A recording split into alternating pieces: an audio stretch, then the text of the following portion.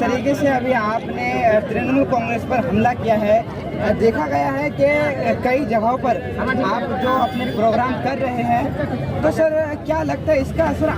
तृणमूल कांग्रेस के नेता और आम जनता पर कैसा पड़ेगा? क्या इस बार इंडियन नेशनल कांग्रेस इन जो प्रोग्राम्स हो रहे, जो मीटिंग्स हो रहे, ये कुछ रंग लाएंगे इस बार जनरल इलेक्शन में पश्चिम बंगाल के? बेशक हम लोगों को ये यकीन है जी, जिस तरीके से आवाम का साथ कांग्रेस को मिल रहा है जी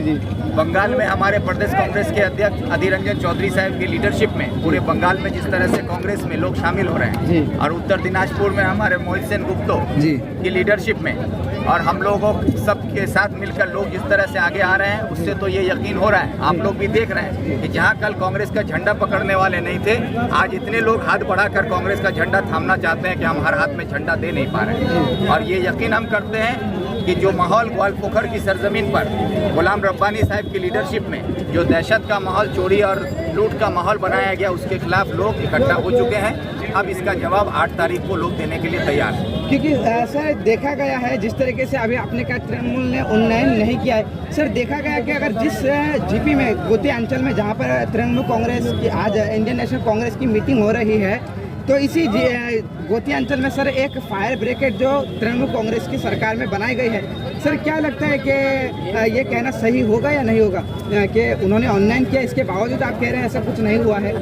क्या कहेंगे इस पर? फायर ब्रिगेड का जो काम हुआ है मैं उससे इनकार नहीं करता जी बिल्कुल, लेकिन फायर ब्रिगेड का काम करना वो फायर डिपार्टमेंट की तरफ से एक काम यहाँ पर हुआ है, जिसके लिए मैं उनको मुबारकबाद भी देता हूँ। लेकिन पास में ये भी सवाल मेरा है कि उन्नयन का मतलब ये नहीं कि जब हमारा घर जलेगा उसके लिए हमें पानी डालने का आपने इंतज़ाम कर दिया, लेकिन हमारा घर जो जल रहा है उस घर को पक्का का मकान बनाने के लिए जो सरकार हमको रकम देती है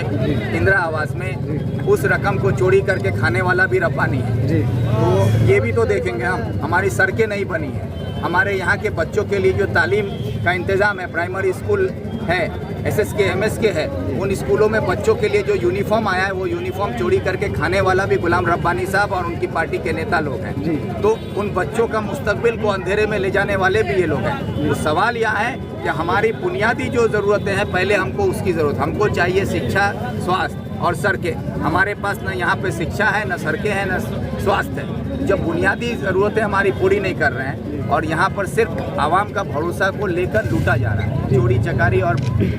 दलाली के अलावा यहाँ कुछ नहीं। सर एक आखिरी सवाल और भी है कि जिस तरीके से देखा गया है लगभग 2 बजे से यहाँ पर मीटिंग चल रही है, अभी 7 बज चुके हैं, तो सर इसमें एक छोटी कहीं पर छोटे मोटे तौर पर जो है बीजेपी का जिक्र हुआ है, तो सर क्या लगता है कि तृणमूल कांग्रेस से ही जो इंडियन नेशनल कांग्रेस को खतरा है बंगाल में, या बीजेपी को भी है, बीजेपी से भी है? बीजेपी से तृणमूल को कोई खतरा नहीं जी। बीजेपी की एजेंट है ममता बनर्जी। और आप लोगों की जानकारी के लिए बता दें कि पिछले आज़ादी के बाद से लेके 2011 तक में बंगाल में RSS का जो ट्रेनिंग सेंटर था वो तकरीबन 200 था, जो छुप के चलता था। और 12 साल में ममता बनर्जी के इसमें खुलेआम जो RSS का ट्रेनिंग कैंप चल रहा है वो पूरे बंगाल में तकरीबन 600 से ज़्यादा हो चुका है। तो RSS को कैंप बना के सरकारी जगह मुहैया कराने वाली यही ममता की सरकार है, जहाँ पे वो RSS अपना ट्रेनिंग ले रहे हैं और बंगाल में हिंदू मुस्लिम का फसाद लगाकर वो अपनी रोटी सेक रहे हैं। और एक तरफ वो हिंदू करके रोटी सेक रहे हैं और उसी आड़ में ममता बनर्जी मुसलमान करके अपना रोटी सेक रही है। ये मोदी और दीदी का एक